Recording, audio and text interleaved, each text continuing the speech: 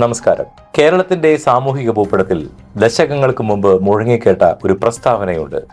നായാടി മുതൽ നായർ വരെ ഒരു മേശയ്ക്ക് ചുറ്റും ഇരുന്ന് ഭക്ഷണം കഴിക്കണം എന്ന് SNDP യോഗം ജനറൽ സെക്രട്ടറി വെള്ളാപ്പള്ളി നടേശൻ മുന്നോട്ട് വെച്ച ഈ ആശയം കേവലം ഒരു ഭക്ഷണത്തിന്റെ കാര്യമല്ലായിരുന്നു, മറിച്ച് ഹൈന്ദവ ഏകീകരണത്തിന്റെ ഒരു രാഷ്ട്രീയ സ്വപ്നമായിരുന്നു. എന്നാൽ ദശകങ്ങൾ പിന്നിടുമ്പോൾ നാം എവിടെ നിൽക്കുന്നു? വാലുകൾ മുറിച്ചു മാറ്റിയ ഒരു തലമുറയിൽ നിന്ന് വീണ്ടും പേരിനൊപ്പം ജാതി പേരുകൾ ചേർക്കുവാൻ മത്സരിക്കുന്ന ഒരു കാലഘട്ടത്തിലേക്ക് നാം മടങ്ങിപ്പോയിരിക്കുന്നു. 80കളിലും 90കളിലും നാം ഉപേക്ഷിച്ച നായരും മേനോനും നമ്പൂതിരിയും ഇന്ന് അഭിമാനത്തോടെ തിരികെ വരുന്നു. ഈ സാഹചര്യത്തിൽ ആ ഒരു മേശ എന്ന സ്വപ്നം എത്രത്തോളം യാഥാർത്ഥ്യമാണ്? NSSും SNDPയും തമ്മിലുള്ള ചർച്ചകൾ പലപ്പോഴും ഒരു മരീചിക പോലെയാണ്. മുകൾ തട്ടിൽ നേതാക്കൾ കൈകൊടുക്കുമ്പോഴും താഴെത്തട്ടിൽ അണികൾക്കിടയിലുള്ള ജാതീയമായ അകലം കുറഞ്ഞിട്ടുണ്ടോ? ഭരണാധികാരത്തിന്റെ പങ്ക് പറ്റുന്നതിനും രാഷ്ട്രീയമായ സ്വാധീനം ഉറപ്പിക്കുന്നതിനും വേണ്ടി മാത്രമുള്ള ഒരു താൽക്കാലിക സഖ്യമായി ഈ ഏകീകരണം മാറുന്നുണ്ടോ? നമുക്ക് സംശയിക്കേണ്ടിയിരിക്കുന്നു. താൻ ഏത് ജാതിയാണെന്ന് പരസ്യമായി ചോദിക്കാൻ മടിക്കുന്നവർ പോലും തന്റെ മകനോ മകൾക്കോ ഒരു പങ്കാളിയെ തിരയുമ്പോൾ ഉള്ളിൽ ആ ചോദ്യം ആവർത്തിക്കുന്നു. മനുഷ്യൻ ഒന്നാണ് എന്ന ശ്രീനാരായണ ഗുരുവിന്റെ ദർശനം പോലും ഇന്ന് സംഘടനാ ശക്തി കാണിക്കുവാനുള്ള വെറും ഒരു ലേബലായി മാറിയിരിക്കുന്നു. ഇന്ത്യയുടെ ഇന്നത്തെ രാഷ്ട്രീയ സാഹചര്യം പരിശോധിച്ചാൽ മതം എന്നത് ഒരു സ്വകാര്യ വിശ്വാസമല്ല, മറിച്ച് ഒരു അധികാര കേന്ദ്രമായി മാറിക്കഴിഞ്ഞു. BJP മുന്നോട്ട് വയ്ക്കുന്ന രാഷ്ട്രീയ ആശയങ്ങൾക്ക് കേരളത്തിലെ ക്രിസ്ത്യൻ സഭകളിൽ നിന്ന് പോലും ലഭിക്കുന്ന പിന്തുണ ഇതിന് ഉദാഹരണമാണ്.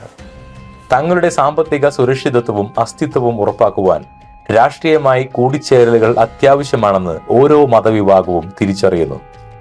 മലപ്പുറം ജില്ലയെ കേന്ദ്രീകരിച്ച് ഉയരുന്ന ചർച്ചകളും ഇതിന്റെ മറ്റൊരു വശമാണ്. ഒരു പ്രത്യേക വിഭാഗത്തിന്റെ സാന്നിധ്യം രാഷ്ട്രീയത്തിൽ നിർണായകമാകുമ്പോൾ അതിനെ ഭയത്തോടെ കാണുന്ന മറ്റൊരു വിഭാഗം ഹൈന്ദവ ഏകീകരണമെന്ന മന്ത്രം ഉയർത്തുന്നു. ഇത് വെറുമൊരു സ്നേഹത്തിന്റെ പേരിലുള്ള ഒത്തുചേരലല്ല, മറിച്ച് രാഷ്ട്രീയമായ നിലനിൽപ്പിന് വേണ്ടിയുള്ള പ്രതിരോധമാണ്. എന്തുകൊണ്ടാണ് പുതിയ തലമുറ വീണ്ടും ജാതി പേരുകളിലേക്ക് മടങ്ങുന്നത്? പുരോഗമനം പറയുന്ന യുവത്വം പോലും സോഷ്യൽ മീഡിയ ഹാൻഡിലുകളിൽ ജാതി പേരുകൾ ചേർക്കുന്നു. വിപ്ലവം പ്രസംഗിച്ച മണ്ണിൽ ജാതിയുടെ വേരുകൾ ഇത്ര ആഴത്തിൽ ഇപ്പോഴും പടർന്നു നിൽക്കുന്നത് എന്തുകൊണ്ടാണ്? മതമില്ലാത്ത ജീവൻ എന്ന ആശയത്തിന് വേണ്ടി വാദിച്ചവർ പോലും ഇന്ന് സ്വന്തം സമുദായത്തിന്റെ സംവരണത്തിനും ആനുകൂല്യങ്ങൾക്കും വേണ്ടി നിരത്തിലിറങ്ങുന്നു. ഒരു വശത്ത് എല്ലാവരും ഒന്നാണെന്ന് പറയുമ്പോൾ തന്നെ മറുവശത്ത് തങ്ങൾ വേറിട്ടവരാണെന്ന് സ്ഥാപിക്കുവാനുള്ള വ്യഗ്രത. ഈ വൈരുദ്ധ്യത്തിനിടയിൽ എങ്ങനെയാണ് നായാടിയും നായരും ഒരേ മനോഭാവത്തോടെ ഒരേ മേശയ്ക്ക് ചുറ്റുമിരുന്നത് ഭക്ഷണം കഴിക്കുന്നത്? മതങ്ങൾക്കും ജാതികൾക്കും അതീതമായി ചിന്തിക്കുന്ന ഒരു മനുഷ്യ സമൂഹം കേരളത്തിൽ ഉണ്ടാകുമോ? സത്യസന്ധമായി പറഞ്ഞാൽ ഇന്നത്തെ സാഹചര്യത്തിൽ അതൊരു വിദൂര സ്വപ്നം മാത്രമാണ്. കാരണം നമ്മുടെ കല്യാണവും മരണവും ആഘോഷങ്ങളും രാഷ്ട്രീയവുമെല്ലാം ഇന്ന് ഏതെങ്കിലും ഒരു മതവുമായോ ജാതിയുമായോ ബന്ധപ്പെട്ടിരിക്കുന്നു. വിശ്വാസമല്ല, മറിച്ച് മതപരമായ സംഘടനമാണ് ഇന്നത്തെ ലോകത്തെ ഭരിക്കുന്നത്. ഓരോ മതസ്ഥാപനവും അവരുടെ സാമ്പത്തിക അടിത്തറ ഉറപ്പിക്കുവാനുള്ള ശ്രമത്തിലാണ്. അത്തരമൊരു ലോകത്ത് മതത്തിന് അതീതമായി ചിന്തിക്കുക എന്നത് വലിയൊരു വെല്ലുവിളിയാണ്. എന്നാൽ മനുഷ്യൻ എന്ന നിലയിൽ പരസ്പര ബഹുമാനം നിലനിർത്തുവാൻ നമുക്ക് സാധിക്കണം. വെള്ളാപ്പള്ളി നടേശന്റെ സ്വപ്നം അതൊരു രാഷ്ട്രീയ ലക്ഷ്യമാകാം, അല്ലെങ്കിൽ ഒരു സാമൂഹിക മാറ്റത്തിനുള്ള ആഹ്വാനമാകാം.